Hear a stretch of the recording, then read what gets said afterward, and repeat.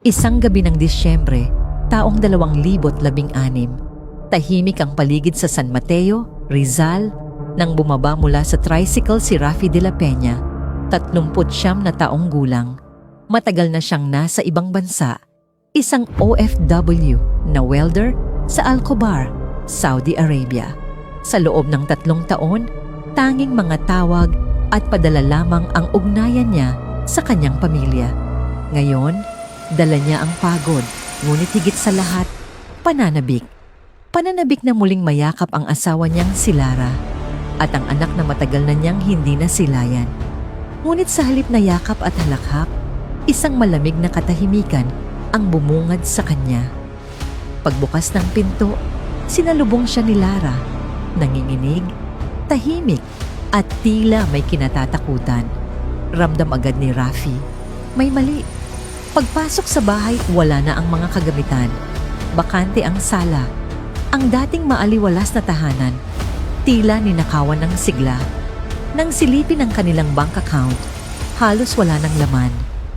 Ang kanilang pinaghirapang ipon sa loob ng maraming taon, naglaho na parang bula.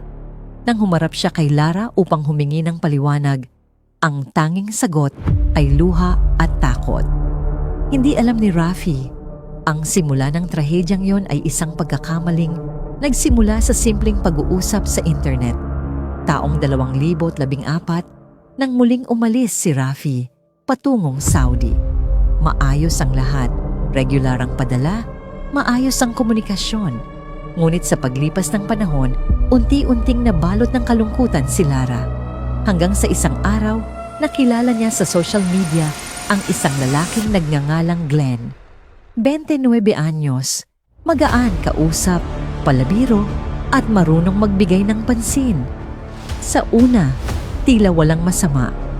Ngunit sa bawat mensahe, mas lalo siyang napapalapit.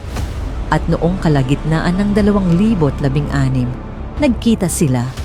Isang gabi ng inuman at tawanan na nauwi sa isang bawal na gabi ng pagkakasala.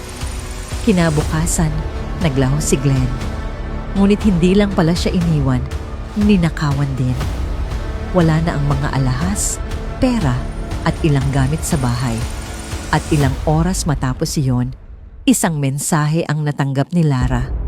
May hawak daw si Glenn na video ng kanilang mainit na gabi.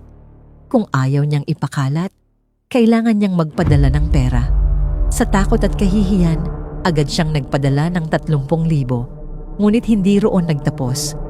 Araw-araw, linggo-linggo, patuloy ang pangingikil. 10, 15, 20,000 piso kada linggo. Hanggang sa maubos ang ipon, nabenta ang mga gamit at nagsimula siyang mangutang, lahat upang maitago ang kasalanan. Sa Saudi, napansin ni Rafi ang pagbabago. Madaling araw na kung tumugon si Lara, madalas pa'y umiwas sa video call. Hanggang sa napagpasyahan niyang umuwi nang walang pasabi. Ang gabing yon, Disyembre 2016, ang gabi ng katotohanan. Nang harapin niya si Lara, nabulgar ang lahat. Nang makita niya ang cellphone ng asawa, tumambad ang mga mensahe ni Glenn, ang mga banta at ang mga halagang ipinadala. Sa galit at pagkadismaya, pinalayas niya si Lara. Nagsampa siya ng kaso, adultery, estafa at cybercrime. Ang kanilang anak, labis ang sakit at hiya at tumangging makipag-usap sa ina. Ngunit hindi doon nagtapos si Rafi. Ginamit niya ang cellphone ni Lara upang makipag-ugnayan kay Glenn. Nagpanggap siyang si Lara at inalok ito ng 200,000 kapalit ng video. Pumayag ang lalaki. Sa tulong ng PNP Anti-Cybercrime Group, isinagawa ang entrapment operation sa isang cafe sa Maynila noong Disyembre 28, 2016. Nahuli sa akto ang lalaki. Dala pa ang cellphone na naglalaman ng video at mga mensahe. Ngunit hindi pala Glenn ang tunay niyang pangalan. Siya ay si Virgilio Montalvo, 32 taong gulang at may dati ng kaso ng estafa at identity fraud. Isang serial scammer at blackmailer na gumagamit ng social media upang mambiktima ng kababaihan. Noong Marso 2017, Sinimulan ang paglilitis sa mga ebidensyang iniharap, mga bank records, screenshots at mismong video na ituring ng korte na nagkasala si Virgilio sa mga kasong cyber blackmail, estafa, identity theft at paglabag sa Anti-Photo and Video Voyeurism Act. Hinatulan siya ng 20 taong pagkakakulong. Si Lara, nahatulan din ng adultery at psychological abuse sa ilalim ng vowsy law at pinatawan ng 15 taong pagkakakulong na may probation. 2 taon ang lumipas. Muling bumalik si Rafi sa Saudi. Tahimik, masinop, at dala pa rin ang bigat ng mga alaala. Ngunit sa bawat araw ng trabaho, natututunan niyang tanggapin ang nangyari.